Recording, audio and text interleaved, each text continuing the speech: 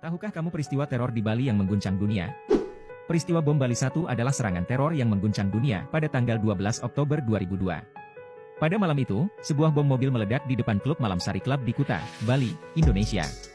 Ledakan itu sangat besar dan menghancurkan klub malam tersebut serta sejumlah bangunan di sekitarnya. Tragisnya, serangan ini menewaskan 202 orang, termasuk warga asing dan warga Indonesia, serta melukai ratusan lainnya. Kelompok teroris Jemaah Islamiyah yang terkait dengan Al-Qaeda bertanggung jawab atas serangan tersebut. Peristiwa bom Bali 1 adalah salah satu serangan teror termematikan dalam sejarah Indonesia dan menjadi pukulan telak bagi negara ini. Serangan tersebut juga menunjukkan ancaman global terhadap perdamaian dan keamanan, mendorong upaya bersama dari komunitas.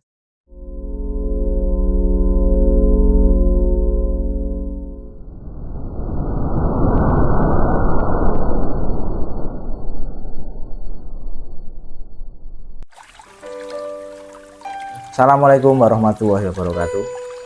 Selamat malam teman-teman. Ketemu lagi bareng saya Budi. Nah, ini ada sedikit cerita yang sudah banyak berseliweran di media sosial. Itu tentang Umar Patek.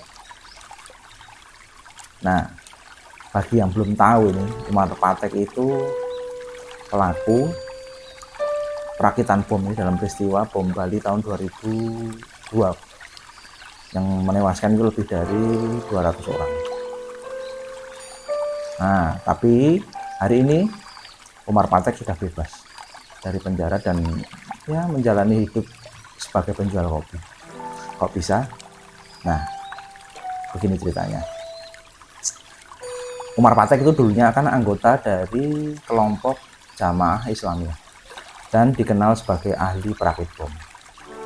Namanya itu tercatat sebagai salah satu dalam tragedi bom Bali tahun 2002. Salah satu serangan teror paling mematikan dalam sejarah Indonesia.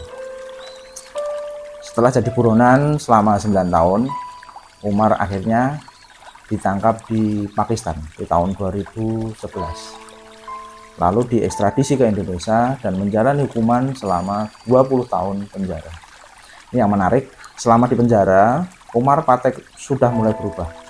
Nah, ya sudah mulai mengikuti program deradikalisasi yang diadakan oleh pemerintah. Dia mulai rajin ibadah, mulai mengikuti diskusi agama. Bahkan dia mengaku menyesal dan minta maaf kepada keluarga korban. Nah, di tahun 2012, Umar Patek mendapat pembebasan bersyarat. Nah, ini yang menjadi pro kontra ini. Nah, keputusan ini menuai kontroversi, terutama dari pemerintah Australia dan keluarga korban bom Bali. Tapi pihak Indonesia punya pertimbangan sendiri. Nah, pertimbangan apa? Umar itu dianggap kooperatif. Nah, dia menunjukkan perubahan sikap dan aktif dalam program deradikalisasi. Bahkan dia ikut membantu menetralkan narapidana lain yang masih radikal. Tapi yang lebih mengejutkan, setelah bebas, Umar Patek nggak menghilang atau sembunyi. Dia justru muncul di media dan mulai merintis usaha jualan kopi. Nah, menarik bukan?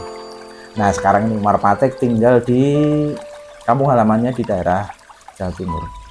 Dia dan istrinya menjalankan usaha warung kopi.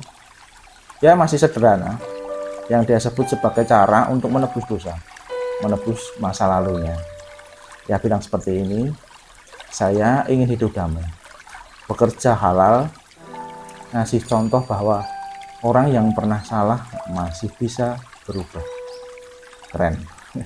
Umar juga aktif di program deradikalisasi yang ada di masyarakat.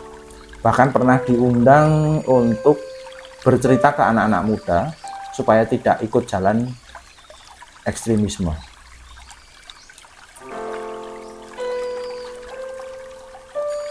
Nah, nih warung kopinya juga jadi simbol bahwa dari api kehancuran masih bisa tumbuh aroma perubahan. Ini yang saya kutip, ini kata-kata ini keren juga ini ya.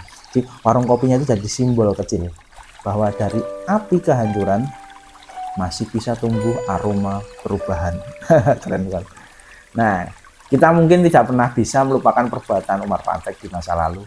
Tapi Kisah hidupnya menunjukkan satu hal penting. Manusia bisa berubah.